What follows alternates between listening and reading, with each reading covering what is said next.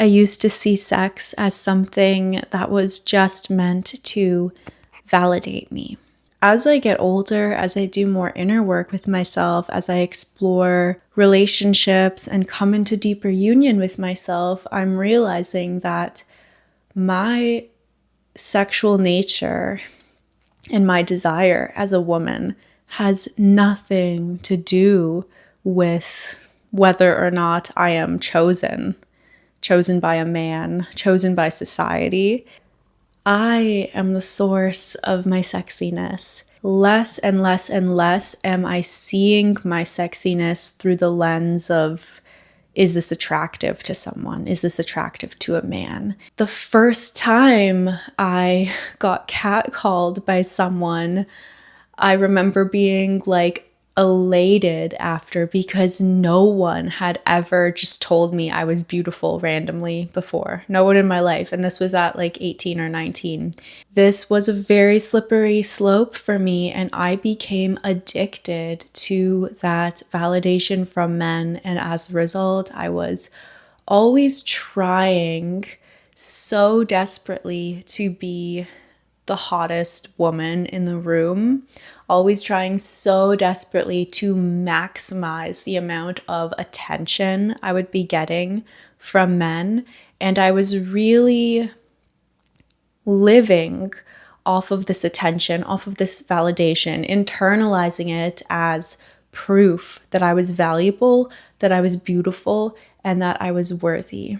Growing up, I did not feel attractive whatsoever, and I was never validated for my attractiveness. I wasn't validated for much about me in general, but especially not my attractiveness. I felt like my appearance was like this taboo within my family.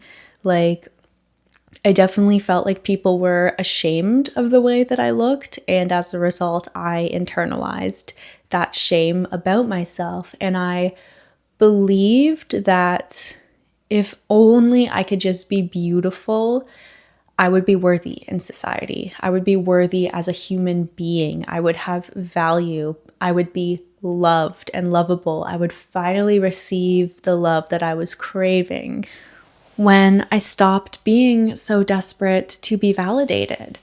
I stopped choosing partners who were just trying to take from me.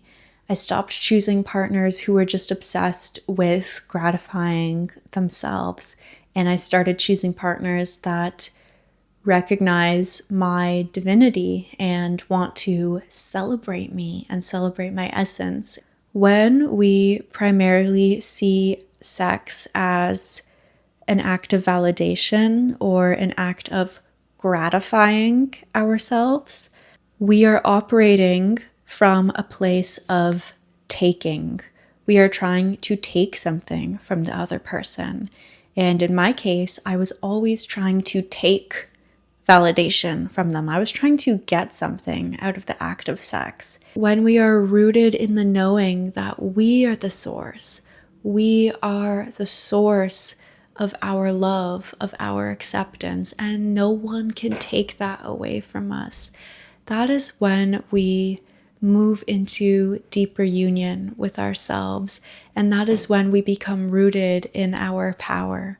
From the place of total self-acceptance arises power. Because there is so much taboo and often shame around being a sexual being, we repress all of these beautiful qualities and gifts that can come with embracing our sexual nature.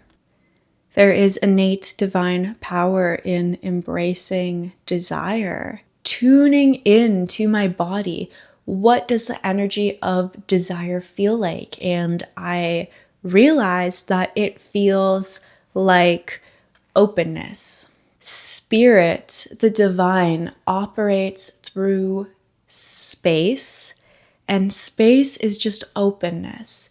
We need to be open to life in order to receive. We need to be open in order for emotions to flow through us and transform. Expansion is all about creating more space, creating more openness within us. And desire is directly linked to openness, and working with the energy of desire and embracing desire, we can use it as a compass and as a practice to sense openness within our bodies and to sense that tugging energy that's leading us gently forward. When we are open, we can receive. When we are open to difficult experiences, that is how we receive the gifts and the lessons of those experiences. Working with desire and working with embracing and embodying the fact that you are a sexual being, I think is so integral for anyone who is on a manifestation journey or a journey of healing and moving into deeper union with themselves. I struggled for so long with viewing myself through this male-centered view, and it made me desperate. I associated my sexiness and my attractiveness with my worth and with my value, and it made me quite desperate to take any love, any attention that I was given.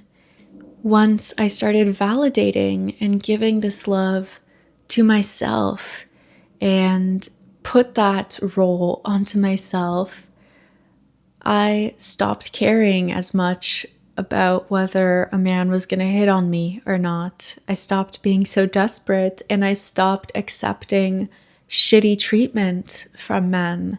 And I started having standards for myself and respecting my divinity. The most important journey we can be on in this life is the journey of acceptance to all parts of ourselves and not just some parts. The path to healing, the path to deeper union is when we can take what's in the darkness and we can examine it and we put a light on it. That is how we come into a full understanding of who we are. And that's how we develop greater wisdom and expand into total love with ourselves, because we're not just looking at the acceptable parts of ourselves. We're looking at all parts of ourselves, and we're not afraid to look at all parts of ourselves. You are innately powerful. You deserve to accept and embrace all parts of yourself. You deserve to love yourself fully for all parts of you. There is no part of you that is too shameful, and you are uniquely beautiful. And that beauty, that attractiveness, your sexiness is not dependent on being chosen by the world or by a man or by society. Every feeling originates from within you, and that includes your power.